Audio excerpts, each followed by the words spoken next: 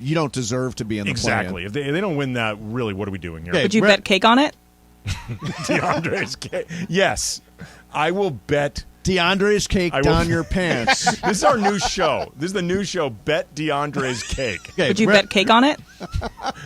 This is a new game show. It's what we do around here, Emily. We make drops out of random stuff. Great, I love it. The weirdest thing Bergman has ever suggested. If you lose, will you put DeAndre's cake down your pants? Let me find it. Okay. After Houston. At Utah. I think they are going to be packed in by then. They should win that game. At the Clippers without Paul George, I know that we've had such a sterling record against the Clippers over the years. That is my second loss. That's loss number 2. They just struggle against the Clippers for whatever reason. Friday, hosting Phoenix. I know KD will be back. KD's back. I know KD's back, but the Lakers should be at full strength. Phoenix is going to be figuring out just as many things as the Lakers, and the Lakers are a deeper roster than the Suns.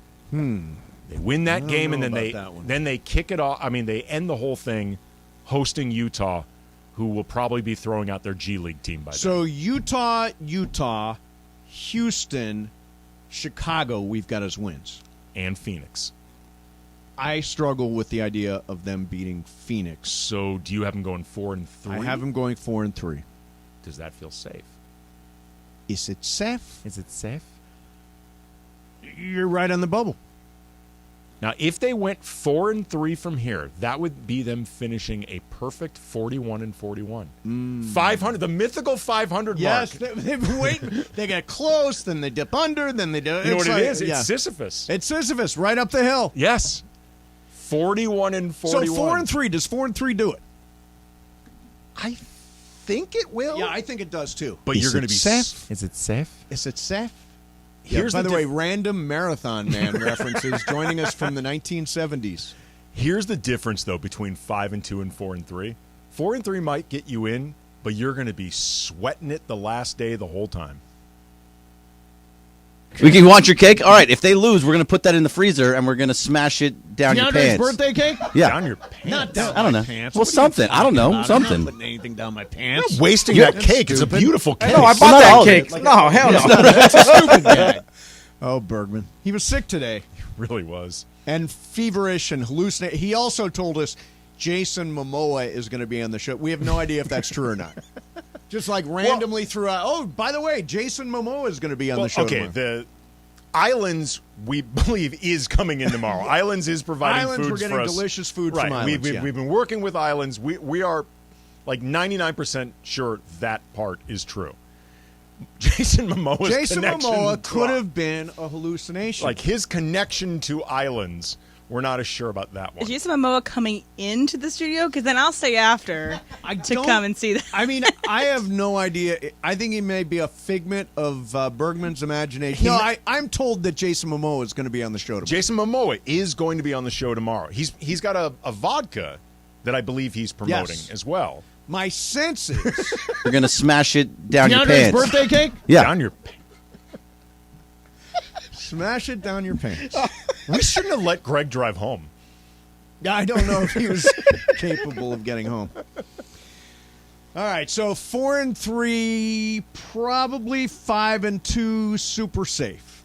5-2, I think they're a lock. Yeah. I think they're a lock at 5-2. Okay, let me get to this other story. Is it safe? Is it safe? So, Gen Z. Mm-hmm. And I used to call myself the world's oldest millennial. Mm-hmm. Gen Z is a different story. Gen Z is like, are you part of Gen Z, Em? I'm a cusper, but I'm a zillennial, but yes. A zillennial. Yeah, now so we've got another new generation 96ers, is that's the year I was born, are like the cusp of both millennial and Gen Z, but I would consider myself more Gen Z. Okay, more Gen Z. Yeah. What does that make Jorge? I think you're a millennial, Jorge. 86? What does Yeah, that I think mean? that's millennial. It's millennial. What does that make you? We're both Gen X. Yeah, we're both you're Gen Gen X. X. Yeah. Ireland's a baby boomer. He is a baby boomer. He's such a boomer. Okay, Boomer feels too young for Ireland. Thanks, boomer. So Gen Z is apparently done with smartphones. There is an unbelievable rise in the sales of like flip phones and phones that don't allow data. You know how I used to use flip phones? Yeah. You couldn't search the internet necessarily Right. with flip phones. So Gen Z is done with smartphones and they're going to dumb phones. Let me tell you. Why do you think? I don't know, but I'll tell you right now, as somebody whose daughter is in the Gen Z age range, I'm disputing this report. Oh, really? It would be difficult to keep her off her phone, her smartphone, for longer than 10 minutes. So I think it's a lot of the ones that are in college right now. So it's the kids that are in college that want to go out and just have their like dumb phones and not worry about posting on Instagram, not worry about posting on Snapchat, and just focusing on like connecting with their friends. And that's like the idea behind it, because I saw people on TikTok, like this new generation of people doing it, and it's mostly so that they don't have to feel the pressure of doing these things, that they can just call their friends. But I understand, like your daughter's age, yeah, it's a whole, you're addicted to your smartphone. Yeah, but I mean, I think there's a certain group of people who are like, yeah, I'm tired of looking at my screen Right. and searching stuff and social media and looking at Instagram and all that stuff. So I'm just going to get a flip phone. They want more authentic relationships with people, or more authentic like connection, rather than just being tweeting and Instagramming people. That you can actually just call them on the phone is big for this age group. Look, man, I think about how often I sometimes feel compelled to post something on social media, and I wasn't even raised in this. Right. Like, if it's all you know, it's got to be just overwhelming. I will say this, though.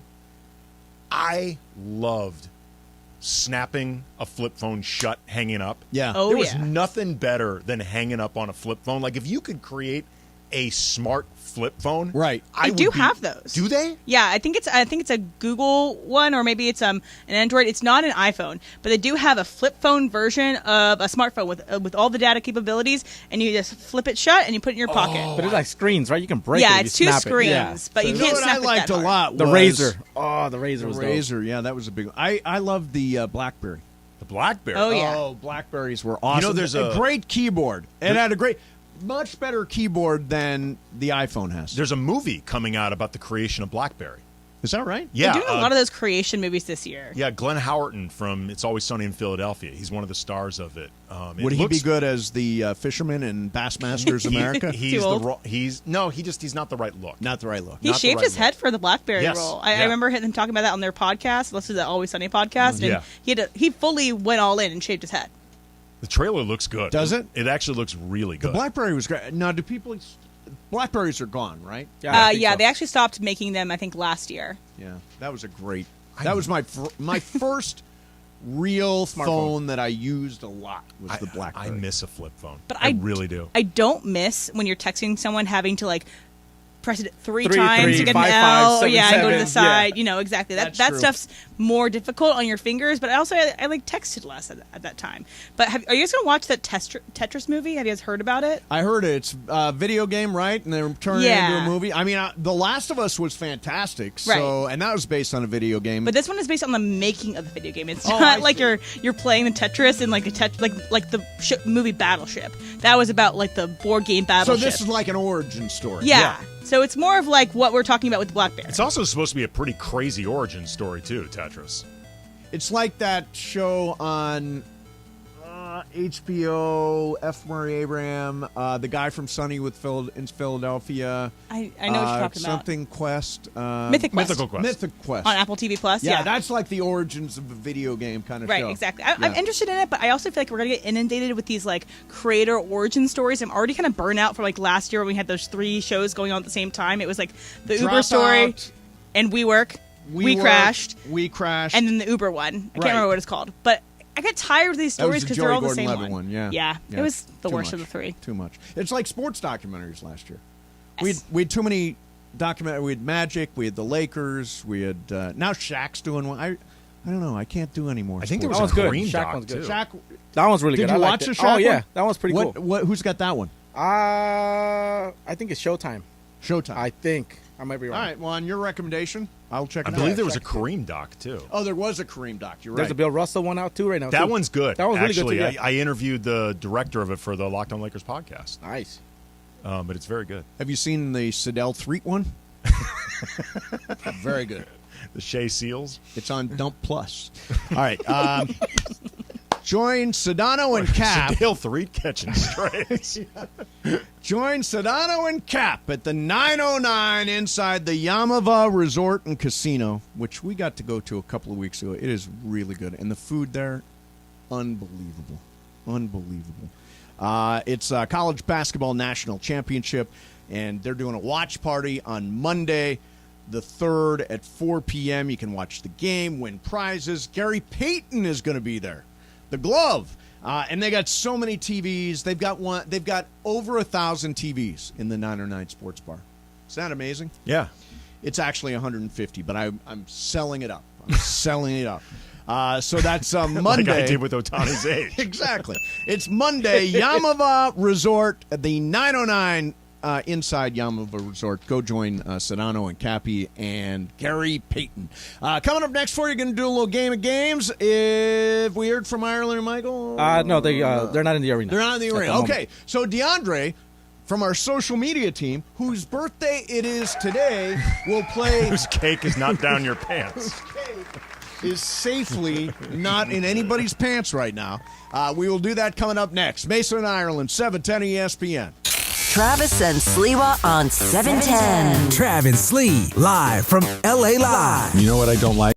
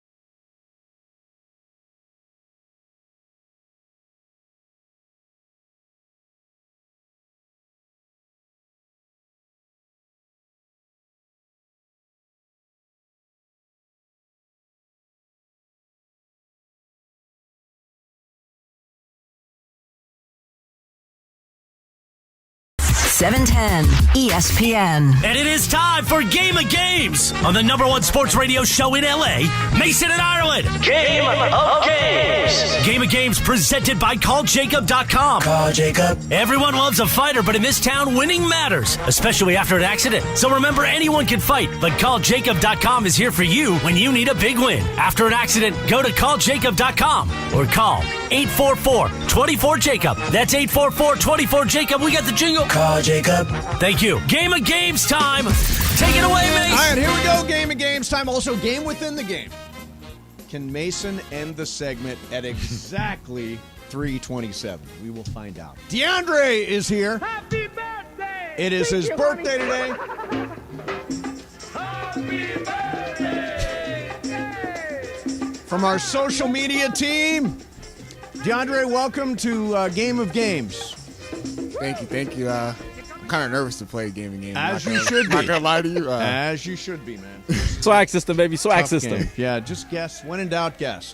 I believe we have two first-timers, Emily and DeAndre. Neither has played Game of Games before. It is Andy Kamenetsky's game today. Andy, what do we got? Well, 30 years ago today, Al Pacino, after six previous nominations, finally won an Academy Award for his performance in Scent of a Woman. Burn this down with a flamethrower. Hoo-ha! Considered by many to be something of a makeup, it was definitely long overdue. But not his best performance, No, it's but I'm not. glad he owns an Oscar. Yep, he should. And in honor of Pacino entering Hollywood history, we're going to play some Al Pacino trivia. Okay. Largely multiple choice. Okay. What is Al Pacino's full first name? Alfredo, Alphonse, or Alberico? Alfredo, Alphonse, or Alberico? I will start. Alphonse. DeAndre. Alphonse. Alphonse. Alfredo A. Emily! Alfredo is his full first name. Which of these movies was Al Pacino's film debut? Me, Natalie, Me, Natalie is the name of the movie.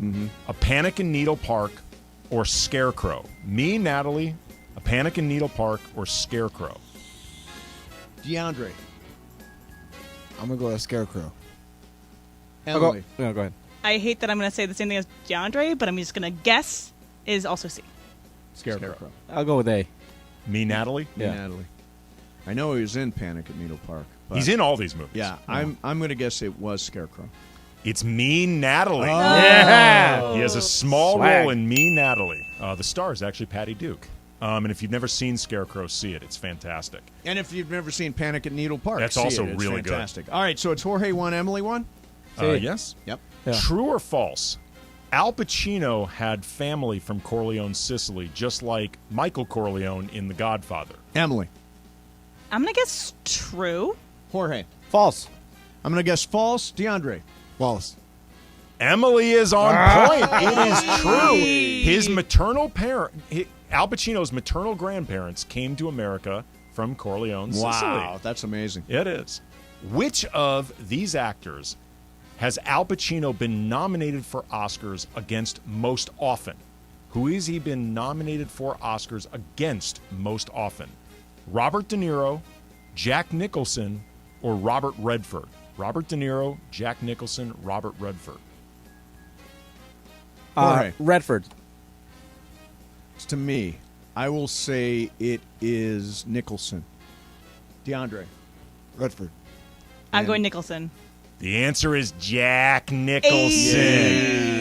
4 times, 3 straight years between 1974 and 1976. The Last Detail for Nicholson versus Serpico for Pacino, neither won.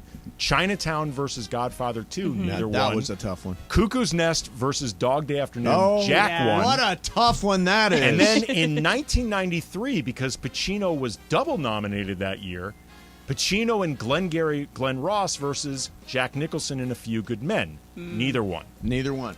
All right, Emily winning 3, Jorge 1, Mason 1. DeAndre, you awake, man? DeAndre. Come on, man. Happy Wake up, birthday fool. to you. In a recent oral history of Any Given Sunday for The Ringer, which current NFL quarterback did Pacino say the following about? Quote, "There are occasionally these players that are inspiring because you can see the game that they play is a game, and you can actually sense the joy they have in what they do. That's inspiring. Watching blank is an inspiration to actors, the freedom to let go of the conscious and to let the unconscious fly like he does." Was Al Pacino talking about Josh Allen, Patrick Mahomes, or Lamar Jackson? Josh Allen, Patrick Mahomes, or Lamar Jackson? It's to me. I'm going to go Mahomes. DeAndre. Well, Lamar Jackson. M. I'm also going Mahomes. I think I listened to this, but I must have missed that part of the podcast. Jorge. At Mahomes.